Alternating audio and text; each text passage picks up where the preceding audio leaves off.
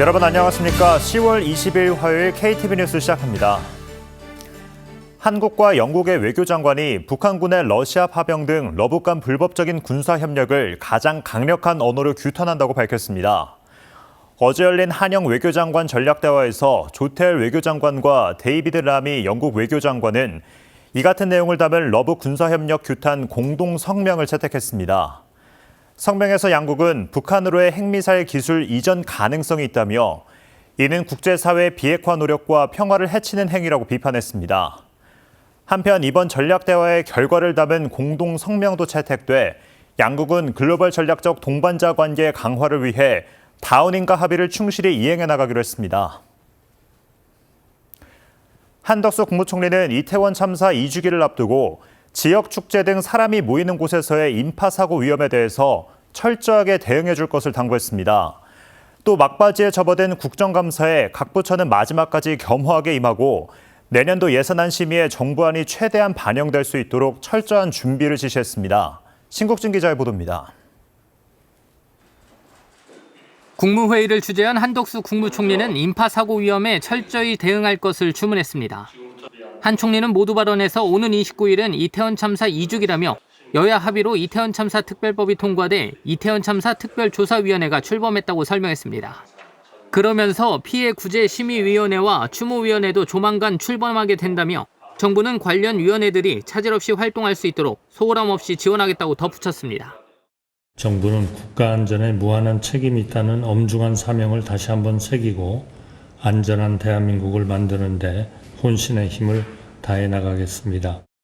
국무회의에 상정된 악성 민원 방지와 민원 공무원 보호 강화 대책을 제도화하는 개정안에 대한 의견도 전했습니다.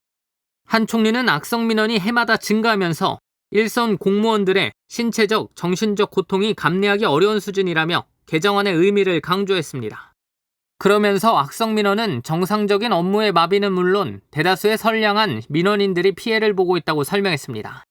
상습 반복적으로 민원을 제기하고 폭언과 폭행을 일삼는 악성 민원에 대해서는 단호한 대응과 근절이 불가피하다며 관련 개정안의 의미를 재차 강조했습니다.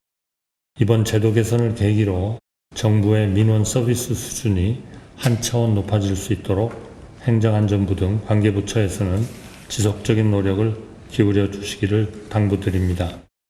22대 국회의 첫 국정감사에 대해서도 각 부처는 마지막까지 겸허하고 책임감 있는 자세로 국정감사에 임해줄 것을 당부했습니다. 특히 한 총리는 그간 변화를 위한 정부의 노력과 성과를 국민께 충분히 설명해 줄 것을 요청했습니다. 아울러 국정감사가 끝나면 정부에서 제출한 내년도 예산안 심의에 본격 돌입되는 만큼 각 부처는 소관 예산의 의미와 필요성을 여야 의원과 국민께 이해를 구해 정부안이 최대한 반영될 수 있도록 노력해달라고 당부했습니다. KTV 신국진입니다.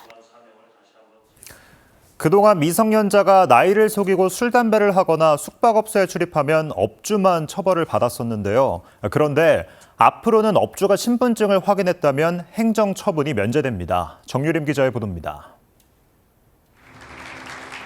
올해 2월 열린 민생토론회. 신분증을 변조한 미성년자에게 속아 술, 담배를 팔았다가 영업 정지를 당했다는 자영업자들의 성토가 이어졌습니다. 윤석열 대통령은 이에 즉각 제도를 개선할 것을 지시했습니다. 정부는 선량한 자영업자가 피해를 보지 않도록 관련 법령 개정에 즉시 착수하겠습니다. 나이 확인과 관련한 사업자 부담 완화를 위해 보건복지부와 문화체육관광부, 법제처가 5개 법률 개정안을 공포했습니다. 핵심은 미성년자가 나이를 속여 담배나 술을 사거나 숙박업소에 출입했다가 적발됐더라도 업주가 신분증을 확인했다면 행정처분을 면제한다는 겁니다.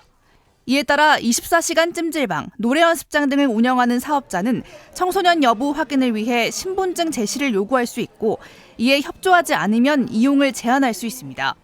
이전엔 식품위생법 관련 영업자와 담배사업법을 따른 소매인 등 제한된 영역에서만 행정처분 면제가 인정됐지만 앞으로 나이 확인이 필요한 영업 전반까지 확대됩니다. 법안 개정에 자영업자 단체들은 환영의 뜻을 밝혔습니다. 사실 요즘 청소년들이 상당히 성숙해갖고 신분증 판별로 굉장히 어려운데 위변조를 판명하기가 상당히 어려운 면이 없지 않아 있었습니다. 행정처벌이라도 면제할 수 있다는 조항을 신설해준 것에 대해서 굉장히 고맙게 생각을 하고 있습니다.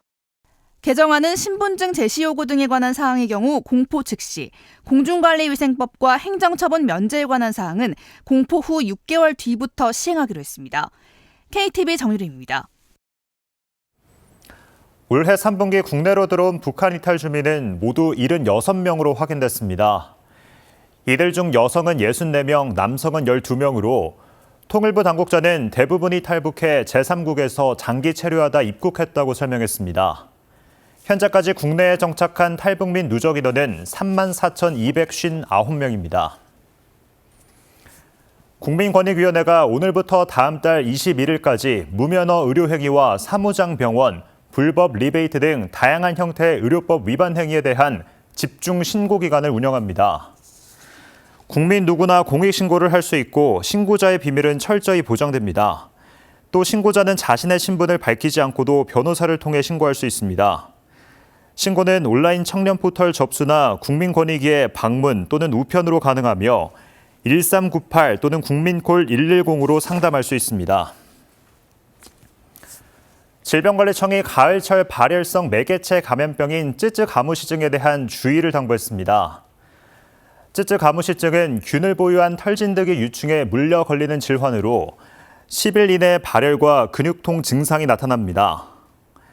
질병청은 농작업과 야외 활동 시 긴 소매옷과 긴 바지를 착용하고 의심 증상이 나타나면 제때 의료기관을 찾아야 한다고 강조했습니다. KTV 뉴스를 마칩니다. 저희는 내일도 국정 소식을 한 걸음 더 빠르게 전해드리겠습니다. 함께해 주신 여러분 고맙습니다.